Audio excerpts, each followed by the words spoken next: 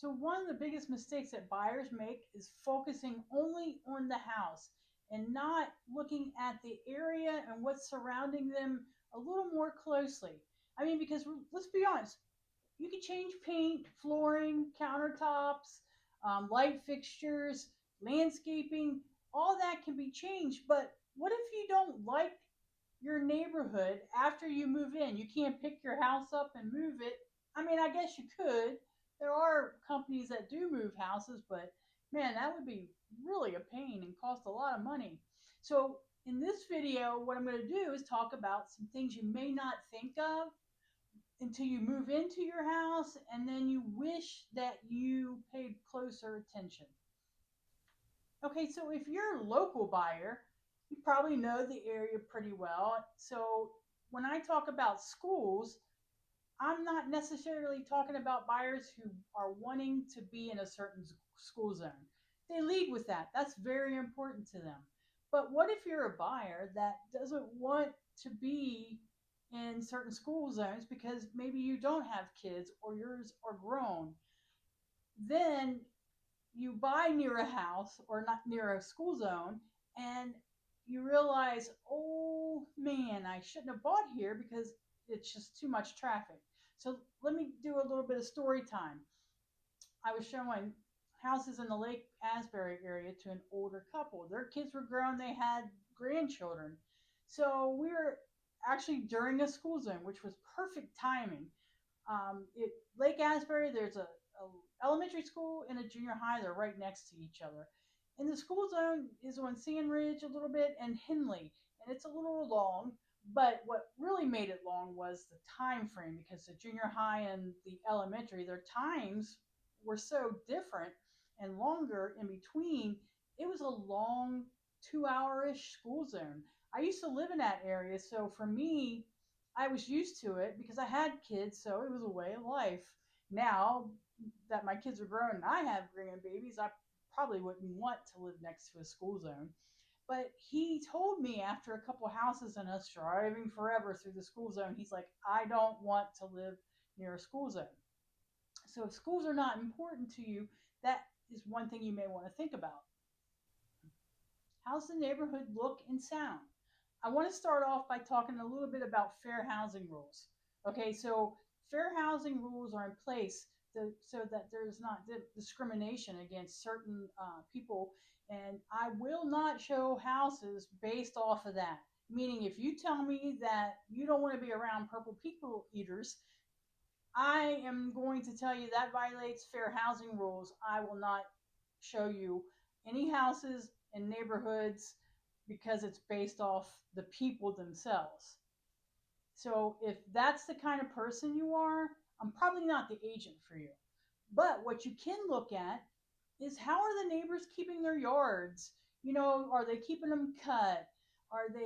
Do they have boats and 20 cars in their yard? Are they partying all the time? Go by the house different times of the day to see what it looks like. How is the parking? Are you seeing dogs wandering around? Because sometimes there's that one house where the dogs bust through, and they may be sweet dogs, but they terrorize the neighborhood. So you want to check that out. Are there zombies? Are there zombies? Did you catch that? Just had to throw that in to make sure you were paying attention. The other thing you can do is see, I would suggest knocking on the door, talking to the neighbors. But I understand in today's day, it's a little scary to knock on people's doors, for the person knocking and for the person who's in the house.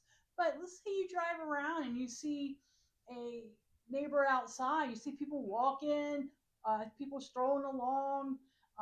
Stop and talk to them. Just say, hey. And I don't mind, if I'm your agent, I don't mind talking to people. Um, and I will ask them whatever you need me to ask. But talk to them. See if their neighbors are quiet, or, do they keep their lawn mowed? Is there any people who, that they play loud music all day, every day on Saturdays? Um, I also was showing a house. This is more story time. Uh, it was in the back of a neighborhood. The neighborhood is called Greenwood, just in case you want to know. The back of the neighborhood has had rumors of flooding, and there's issues back there. Now, this is one thing too, and I know that you hear about flooding in Florida. You type in the address in the FEMA map, and it'll tell you what flood zone. If it's X, you're good. If it's not, there could be flooding. Well, there's houses that flood that are not in the flood zones. I know that just throws a wrench into it, and then it really makes you scratch your head. But this situation is pretty much based on man-made issues. But we looked at a house. She did like the house. She liked the neighborhood. It was in the back of that neighborhood. And I told her, I said, I really think we need to figure out if there is flooding, because I heard that there is flooding, but I have not witnessed it firsthand. I have witnessed it at houses off of Nightbox. And there's even little cul-de-sacs off of Nightbox that have had flooding that I know about as well. Well, we saw this gentleman sitting in his garage. So we went up to him and we started talking to him. And I think he was the perfect one to talk to because he's been there for a while and he spilled the beans. He told us, the last big hurricane, I think it was Irma, came through and it was already saturated. So it flooded very easily back there. And he said it was waist high. And it was so bad they couldn't get out, couldn't get vehicles out. So they actually had to call the fire department to come back there and help them get out of that back little nook. And that house that we looked at was one that flooded as well. So don't be afraid to talk to neighbors. Many nosy neighbors, the ones that get the nosy nickname, they're actually great sources because they are nosy and they pay attention. They can tell you a lot about what's going on. Are they party animals? Do they have, dogs that they let run loose that terrorize the neighborhoods? Things like that. So don't be afraid to ask your neighbor. And if I'm your agent, I'm definitely going to ask for you. Okay, the last thing I want to mention is commute and commute times. Okay, I'm going to just go ahead and disclose. I absolutely hate driving in rush hour traffic. I will plan my whole life, days, everything around avoiding rush hour traffic. I cannot stand to sit in it. So this is one of my sticklers too. And I plan everything. I'm telling you, I plan everything. So that's why I'm going to talk about this thoroughly for you. If you're local, you've probably heard of Buckman Bridge. But if you're not local and you haven't had the luck of hearing about it, the Buckman Bridge is a few miles long. And I don't know what it is, but people get in accidents on that bridge all the time. And then you have like one or two lanes open, that backs it up. It's lately we've had repairs being done on the weekends for the whole weekend. So they have like 2 lanes shut off on one side, 2 lanes shut off on the other side. And this weekend, I know if you're listening to this in 2050, it's gonna be meaningless on this part. But the Shands Bridge was one that people usually use to try to avoid any issues with the Buckman, especially if there's construction. Well, this weekend the Shands is going to be completely closed, all completely. It's only 2 lanes, but eventually it's going to be a bigger bridge too. But they're not closing the Buckman Bridge, so you're lucky. But hopefully no accidents will happen.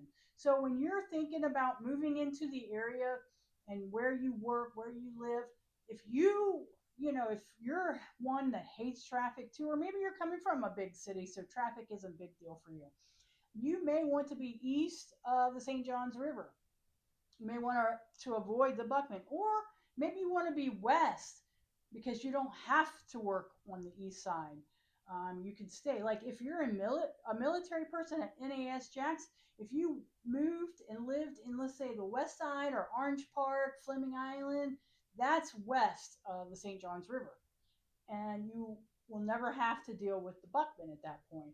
But the base, during its rush hour times, the base can be backed up and have many lanes trying to go in, and it can be backed up on Roosevelt too. So that's something that you want to consider as well. Okay, so I want to also talk about why you'll see a neighborhood and you'll see some houses that are super cheap compared to others in that same neighborhood, and you're wondering why. So I would take a look at the neighborhood as a whole and see, where is that house located? Is it located, for example, there's a house, there's a neighborhood or two neighborhoods on College Drive, and there's a row of houses where their backs are to College Drive. There's fences put up, but what if a car loses control? They could end up in somebody's backyard. You don't think about that, but it can happen. Uh, it happened to me as a kid. Yeah, here I am, single digits, days, carefree. I walk outside, our house is on a busy road, and there's a car upside down in my front yard, and it's taken out two bushes, and it's taken out my one tree, which was my favorite tree to climb. I would climb that tree, and I would pretend that I was a Jedi Master climbing that tree using the Force, and it was gone, and the car was upside down. So that's funny. I can laugh about it. But that could actually happen with those houses. Are there cell towers around? There are people who do not want to be around cell towers. So you want to look at that kind of stuff. Does it back up to businesses? I, I guess I'll mention College Drive. There's another neighborhood where there are houses that are backed up to two-story buildings that are businesses. Those people may not worry about it. You may not worry about it. But if that is important to you, I would highly recommend that you check it out. Pretend that you live there. Pretend that you live in the neighborhood. Can you be satisfied and live with whatever's around you? Because, again, if you find out, no, I don't like that road, a car ends up in your backyard, you're going to have to sell it, and it may not sell as high as other houses in the neighborhood. So Northeast Florida is a big area, and there's so many places that you can check out and then look that you want to move to. If you're new to the area and you're not sure what to expect, that you've heard this area is good, this area is not, this area is great for commuting, and you need some questions answered, reach out to me. Leave a comment saying, hey, Pam Graham, can you tell me about such and such area? What would it look like drive time to get to St. Augustine to downtown Jacksonville? And I'll be happy to answer any question you have. Also, check out my video on my first time home buyer series, where I'm breaking down from start, from deciding when you want to buy a house to closing, so you can find out what all is involved.